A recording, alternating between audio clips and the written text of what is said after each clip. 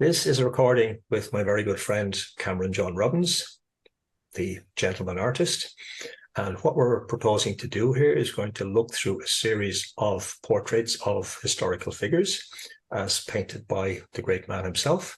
And I will give my indications of what I see in a face. We will look both at the portraits and I will put some images then of those particular individuals beside them. And we'll discuss from both our perspectives and see where the lines meet. So, Cameron, it's over to you. I'm going to start sharing the screen and we'll choose the first image. Okay. Across the pond. Winston Churchill. He's another one who's on my imaginary board of directors.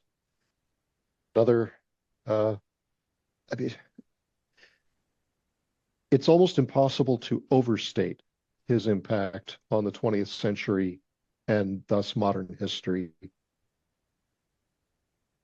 Can be a divisive figure depending on what aspect of him you speak about and with whom you're speaking.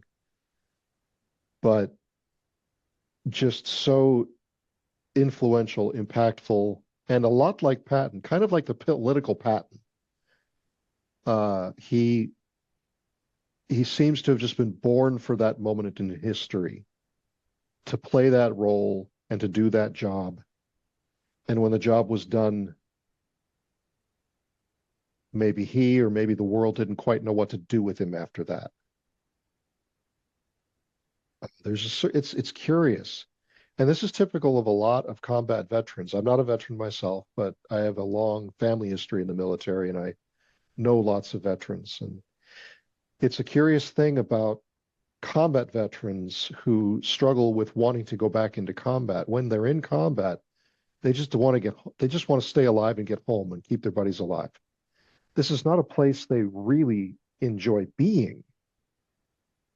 But when you take them out of combat, they lose touch with their sense of self and their sense of purpose. And so as horrible as combat is, they know exactly who they are when they're there. They know exactly what they're meant to be doing, and they know that they're good at it. And that seems to be the psychological driver among many of them to get back into combat as soon as they can manage it.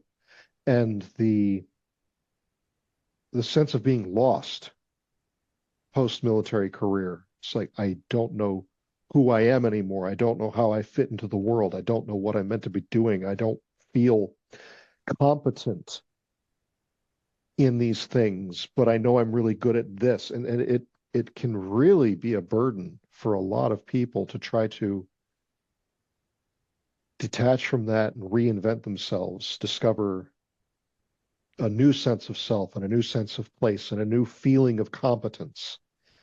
I wonder if Churchill struggled with a similar kind of thing after the war ended.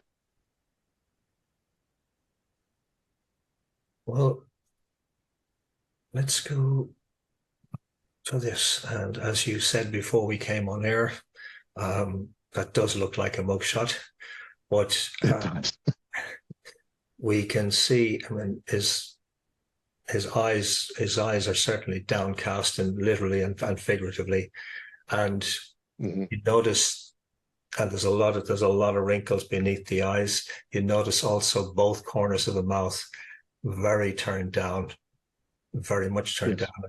And Churchill spoke frequently about the black dog depression. And that was something he struggled with over many years. It probably didn't help that he was drinking up to 2 quarts of whiskey a day, which would tend to impact on anybody, but he obviously managed to do it for a sustained period. But again, when we look at the bone structure, the basic face shape, very strong face. What the Chinese call an iron face. So a very, very robust constitution. You can also see partly the length of the ears. So when we see somebody with long ears, again, an indication of very, very strong constitution. So it comes from people who are very robust. So he was able to physically, mentally, emotionally take a lot of punishment. He also had this perfectionist streak, this line here, although that would also in diagnostic terms that would also relate to the liver. So it would indicate he's not a man who should have been drinking those quantities of alcohol, but he obviously got away with it. But you notice that there's several things here. Number one, we notice that the eyebrows are different heights. Yes. So when you see that, and it's not just a, and obviously we're looking at a snapshot in time with the image here, but when you see that on somebody, right.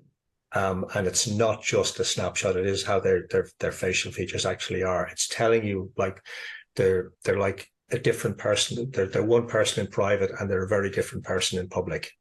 Because when we divide the face into two vertical halves, the right side reveals the public persona, the left side reveals the private persona. So in private, it indicates he would have been a much more reflective character, where in public, he obviously cultivated a certain image. And it's not to say that one was better than the other. It's not to make any judgment. It's simply to make an observation. We also notice that the mouth is tilted. So it's tilted down to the left. So when you see that on somebody and it's tilted to the left rather than the right, it tells you again they hold a lot of things in private. So what they're saying in public may not be what they necessarily believe. It's not to say that it's not to imply that he was a liar or that somebody is lying, but they will have a lot of private beliefs that are not publicly expressed. Right.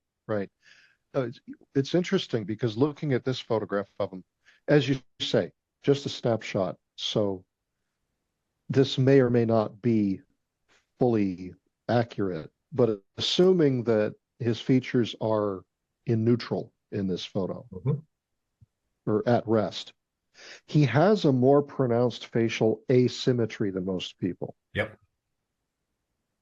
And your comment about dividing the face in two and the right side is the public persona and the left is the private. I look at his right eye, and that is a very penetrating, steely, and intimidating look in his eye. I look at his left eye, and that looks like there's a frightened person behind that eye.